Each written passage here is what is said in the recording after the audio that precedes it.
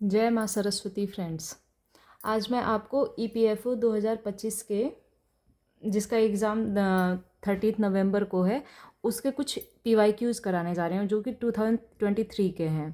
क्योंकि ये 2023 में हुआ था, उसके पहले भी 2-3 बार हुआ है, बस इससे ज़्यादा नहीं हुआ है। अब ऐसा करते हैं कि इंग्लिश में आपको एक मोस्ट इम्पॉर्टेंट टॉपिक है idioms and phrases. Idioms and phrases जो जिनसे कि हमारे पास 4 to 5 क्वेश्चंस आते ही आते हैं। तो उसका पहला क्वेश्चन मैं आपको बताने जा रही हूँ। सपोज आपको क्वेश्चन दिया हो कि each of the 5 items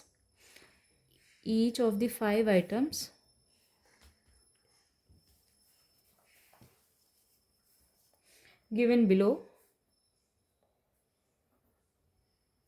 has a phrase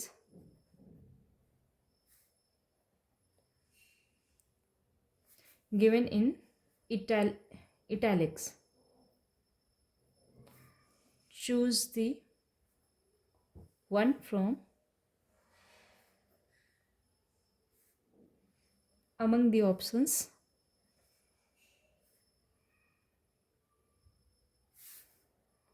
A, B, C and D. The that that best describes the phrase and mark your answer or response in the answer sheet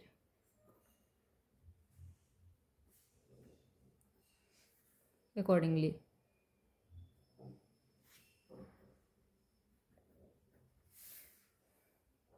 question है कि the governments policies were aimed at relieving the distress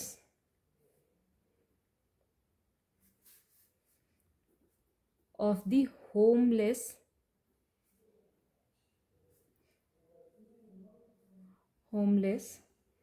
the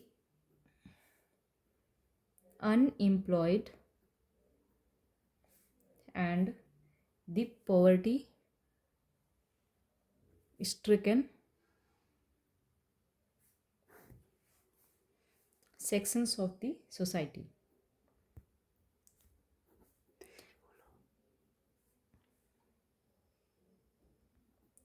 अब देखिए हमारे पास question है कि the government policies were aimed at relieving the distress of the homeless, the unemployed and the poverty stricken sections of the society.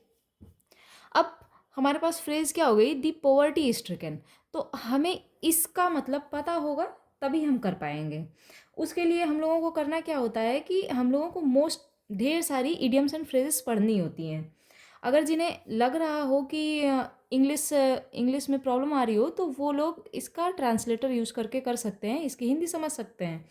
वरना अगर आप लोग मुझे जैसा रिस्पॉन्स देंगे वैसा ही मैं फिर आपको हिंदी में बताती रहूँगी। आप लोग हमें कमेंट कर दीजिएगा।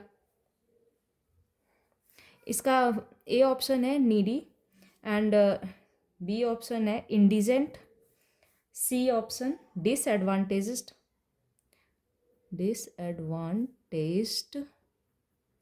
एंड डी ऑप्शन है चैलेंज्ड। अब इसमें से हमें सोचना होगा। अब आपको क्या होगा, पहली बात, कुछ लोग ऐसे होते हैं कि जो क्या करते हैं, पूरा सेंटेंस समझ करके थोड़ा बहुत एक आइडिया लगा सकते हैं। तो सेंटेंस क्या कह रहा है कि जो गवर्नमेंट की पॉलिसीज़ हैं वो होमलेस, अनएम्प्लॉयड और पॉवर्टी स्ट्रिकन क्या हो सकता है, इस सेक्शन सोसाइटी के इस सेक्शंस के लिए गवर्नमेंट क्या कर रही है। तो अपन क्या होगा, इसका राइट आंसर मैं आपको बता दे रही हूँ, एक बार आप ट्राई करिएगा। इसका है इंडिजेंट। अब पॉवर्टी मीन्स तो गरीबी हो गया, स्ट्रिकन यानी कि वो पुअर लोग होंगे, बहुत ही पुअर। तो अब इसके आपको कुछ सिनोनिम्स भी आने चाहिए।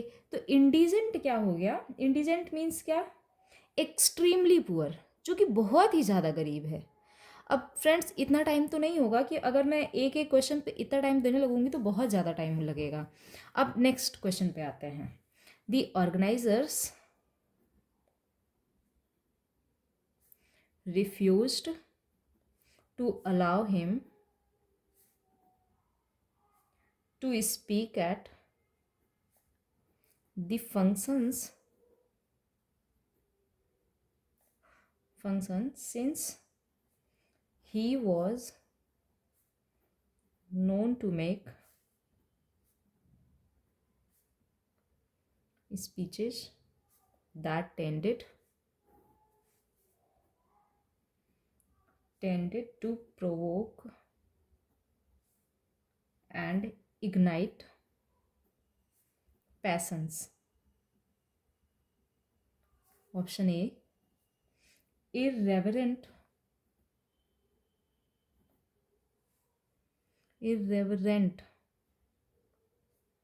speeches. Option B, incendiary speeches. Option C, unsubstantiated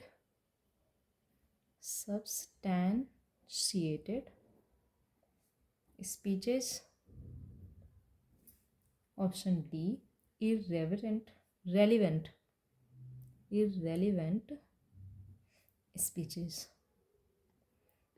अब इसमें क्या है कि कह रहा है कि organisers refused to allow him to speak at the function since he was known to make speeches that tended to provoke and ignite passions. अब स्पीच है जो क्या कर रही है, प्रोवोक करती है यानी कि भड़काती है, इग्नाइट क्या करती है, आग लगाने टाइप वाला कुछ। अब ऐसा कुछ है। अब इसका आंसर क्या होगा, अब आपको इनमें से चेक करना है। अगर आप सिनोनिम्स भी लर्न कर लेते हो ना तो आप राइट आंसर पे टिक कर सकते हो। क्या होगा इसका, इररेवरेंट मीन्स क्या होता है, इल मैनर्ड स्पीचेस। अब इंसेंडियरी स्पीचेस यानी कि ये हो गया प्रोवोकिंग। क्यों, क्योंकि प्रोवोक का सिनोनिम ही है इंसेंडियरी स्पीच। तो राइट आंसर तो ये हो गया, लेकिन अपन आगे भी देख लेते हैं। Unsubstantiated speeches means without proof, यानी कि कोई प्रूफ ही नहीं है, जिसको बोलते प्रमाण रहित, है ना। और इररेलेवेंट स्पीचेस यानी कि रिलेटेड ही नहीं है अपने टॉपिक से या अपना जो भी है, यानी कि अप्रासंगिक, इसका हिंदी वर्ड हो गया। तो इसका राइट आंसर तो अपन ने मार्क कर लिया कि इंसेंडियरी स्पीचेस की यहाँ बात कर रहा है कि वही क्या कर सकती है, प्रोवोक कर सकती है स्पीचेस को। फ्रेंड्स आज इतना ही करते हैं, बाकी आप जैसा भी रिस्पॉन्स करेंगे please like share and subscribe my channel. मैं